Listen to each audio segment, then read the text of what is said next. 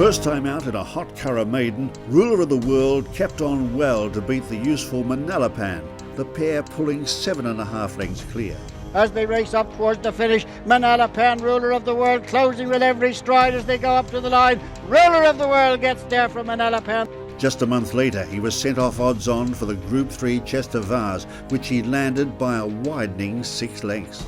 And now shaken up, Ruler of the World quickly asserts and he's going to come clear. In second is Mr. Impatience, and Ruler of the World's going to make it 2 out of 2, kept up to his work for education purposes. But again, this race goes to Aidan O'Brien, doubled on the day for Ryan Moore. Ruler of the World wins eventually by as much as 6 lengths. Oh, he's quite good, this horse.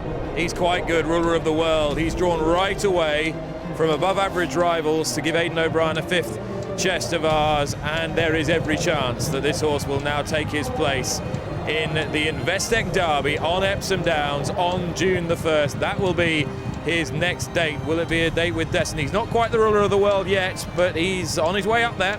This bit of the race is very impressive. Once he straightens up, compared to the other 3, he accelerates really well. Then he runs home dead straight.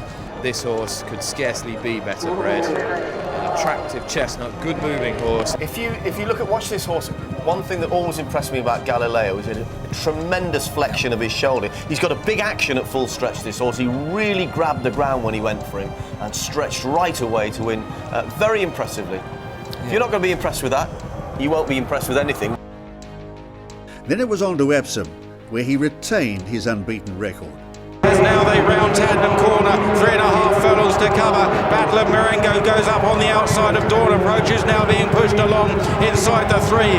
Galileo Rock is behind these, flying the flag. Okavango is switched out in the maroon jacket. Ruler of the World is charging down the outside. The favourites beat. He's hit the wall, Dawn Approach.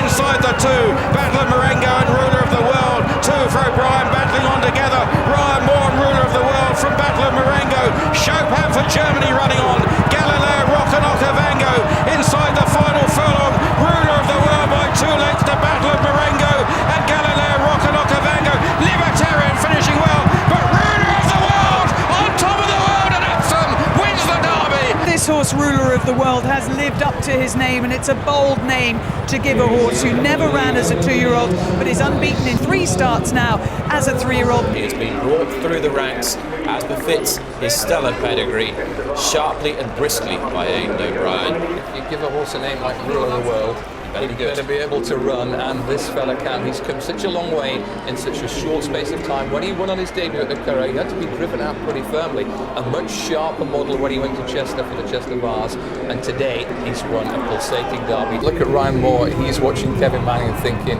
this is going absolutely perfectly. He'll know exactly what's happening ahead of him, and he is on a horse who's completely relaxed in contrast to the favourite. Grab a word first with John Magner, who is the breeding brains behind it, as well as one of the co-owners. Exactly, that's what I think. At this moment, when it's after the Derby, John, and you stand here looking at this horse, what are you thinking?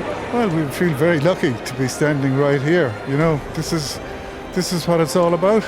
First of all, he was the first horse since 1993, Commander-in-Chief, to win the Derby, having gone unraced as a 2-year-old. He had to pack an enormous amount of education into a very small space of time, winning at Chester's May Festival, and then producing a really good turn of foot under Ryan Moore to win the Blue Ribbon at Epsom. Back at 10 furlongs in the Champion Stakes, Ruler of the World was only narrowly beaten by a pair of European champions in Far and Cirrus des Aigles.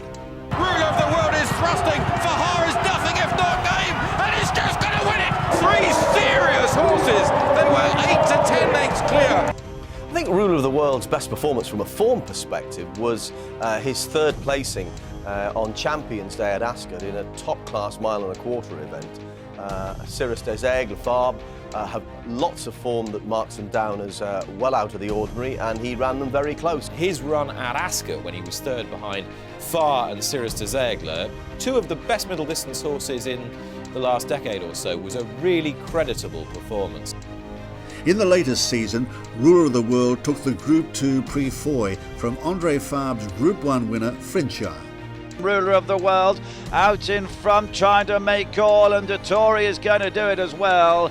Ruler of the World in front, made it all to win here. Flincher closing at the end, but a good ride from Dettori won that. Under that well-judged ride, he won cosily from a horse who went on to run an extremely good race in the Arc in Flincher.